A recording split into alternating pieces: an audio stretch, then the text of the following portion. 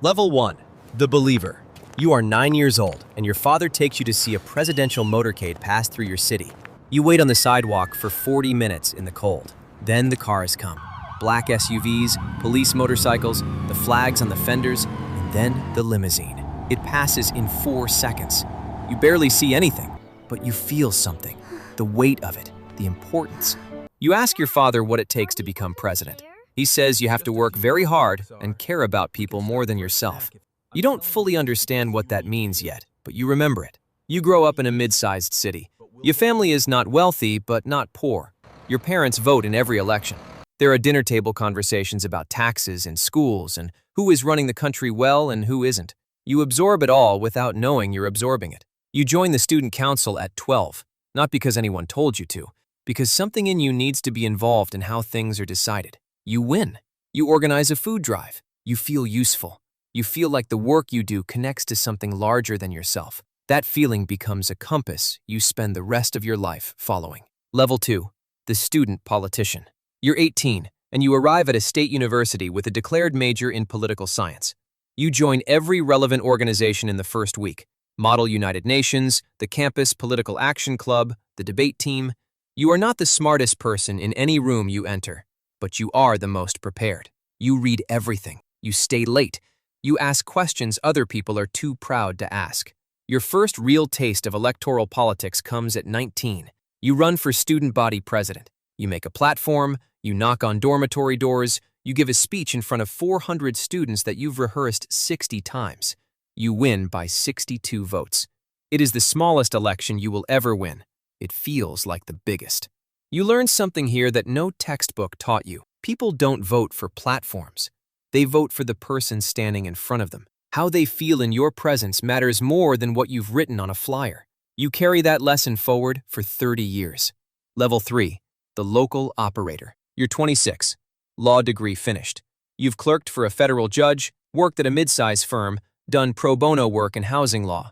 You know enough about how the system works to understand that the system needs people inside it who actually care. You run for city council in your home district. Your opponent has been in the seat for 8 years and has the name recognition. You have shoe leather and time. You knock on 4,000 doors in 4 months. You know which streets flood when it rains. You know which schools are underfunded. You know the names of people's dogs. You win by 400 votes. The local paper runs a short article. Your mother frames it. City council teaches you things campaigns cannot. Governance is slower than you expected. Every decision has a constituency that opposes it. You vote to rezone a commercial lot for affordable housing. 40 residents show up to the next meeting, furious. You listen. You explain the data. Some of them leave less angry. Some leave angrier. You vote yes anyway, because the data is clear and the need is real. You're learning that leadership is not about being liked. It is about being accountable to something bigger than the room you're standing in. Level 4. The State Legislator. 31 years old. You've served 2 terms on city council. A state assembly seat opens in your district when the incumbent retires. Your party asks if you're interested. You say yes before they finish the sentence. The state legislature is a different scale. You're one of 120 members. You have a small office, a staff of 2, a committee assignment on infrastructure, and 1 on education. You are nobody yet. You understand that being nobody is the work. You show up early to every committee hearing. You read every bill before you vote. You build relationships with members from the other party because you understand that nothing passes without coalition. You sponsor a bill improving school infrastructure funding in rural districts. It takes 18 months to move through committee. It passes with bipartisan support. The governor signs it. 47 rural schools get new roofs and updated electrical systems. Your name is not in any headline. The work got done. That's enough, for now. Level 5. The Rising Name. You're 37. 2 terms in the state legislature, and you've built a reputation for being effective and hard to buy. Donors have approached you. You've taken meetings and declined money that came with conditions you wouldn't accept. You run for your state's open U.S. Senate seat. This campaign is different from anything you've run before. You need to raise $12 million. You need to be everywhere in a state with 6 major media markets. You hire a campaign manager, a communications director, a finance director. You are no longer the one knocking on doors. You are the one being managed. That is a new and uncomfortable feeling. You adapt. You give the same speech in 7 cities in 4 days. You get asked the same 3 questions in every interview. You learn to give answers that are honest but strategic. You learn the difference between what you believe and what you can say in a way that moves people without alienating half the room. You win by 4 points. You move to Washington. The Senate is humbling. You are one of 100. Senior senators have been here since before you were in high school. They know the rules, the rhythms, the levers. You know almost nothing about how this building actually works. You spend your first year listening more than speaking. You ask questions of your staff that you're embarrassed not to already know.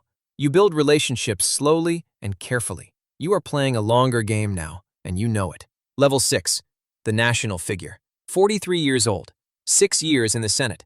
You've chaired a subcommittee, passed 3 significant pieces of legislation with your name on them, and given a speech at your party's national convention that made the national news cycle for 2 days. People have started saying your name in the context of future possibilities. Not publicly yet, but in rooms you're now invited into. A former president calls you. Not to endorse you for anything, just to talk. The conversation lasts 90 minutes. He tells you 3 things. Never stop listening to people who disagree with you. The worst decisions he made were the ones where everyone in the room agreed. And the job will cost you something you are not prepared to lose. You write those 3 things down. You read them again 6 months later when you're deciding whether to run.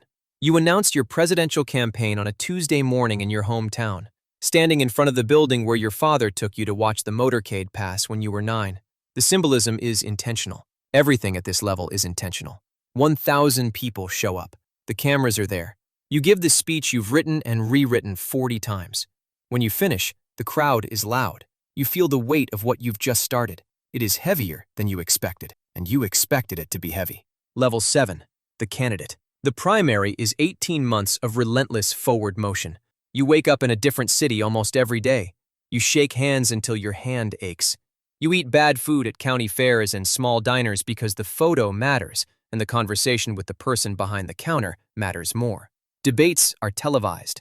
70 million people watch the first one. You've prepared for 3 weeks. You know your opponent's record better than they know it themselves. You don't attack, you contrast. There is a difference, and voters feel it. You win the primary. The general election is a different kind of fight. Harder, wider, louder. Your opponent has more money. Your opponent has a coalition that is older and more established.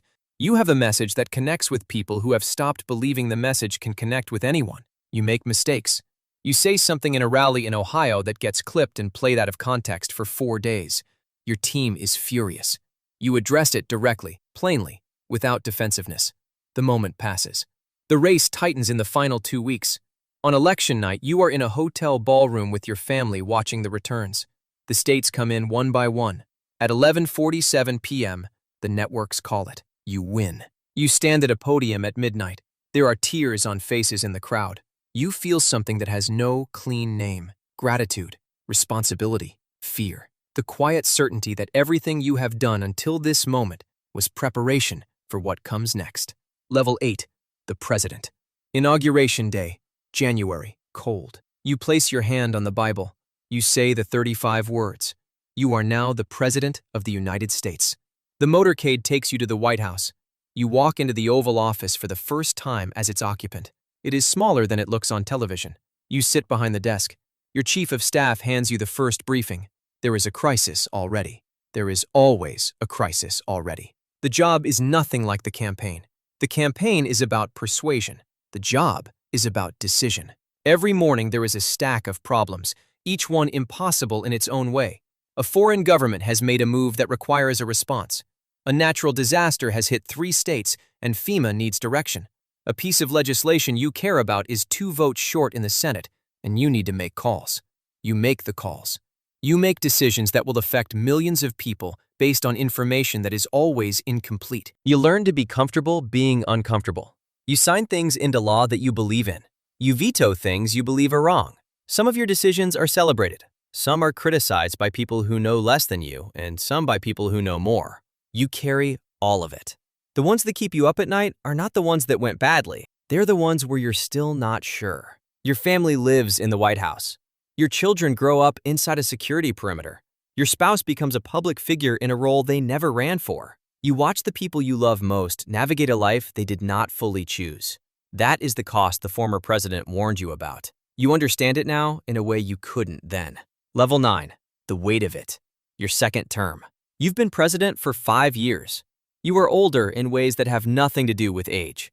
The decisions accumulate. The ones that went right, the ones that didn't.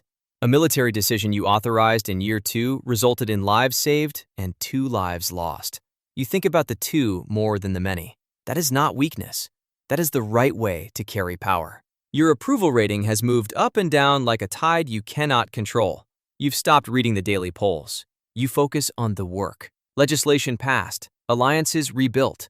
A climate agreement signed by 40 nations with your signature first. These are real things. They exist, regardless of what the news cycle says about you today. In your final year, you begin to think about what you're leaving. Not the legacy as headline, the actual material condition of the country compared to when you arrived. Some things are better.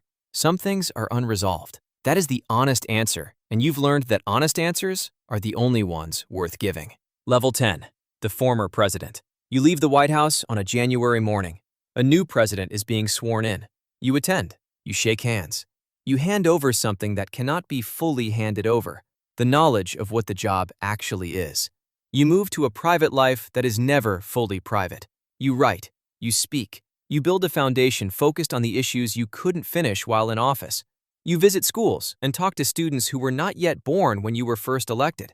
You tell them the same thing your father told you on a cold sidewalk when you were 9 years old. You have to work very hard and care about people more than yourself. They listen. Some of them are already following something inside them, a compass that points towards something larger than themselves. You recognize it immediately. You know exactly where it leads.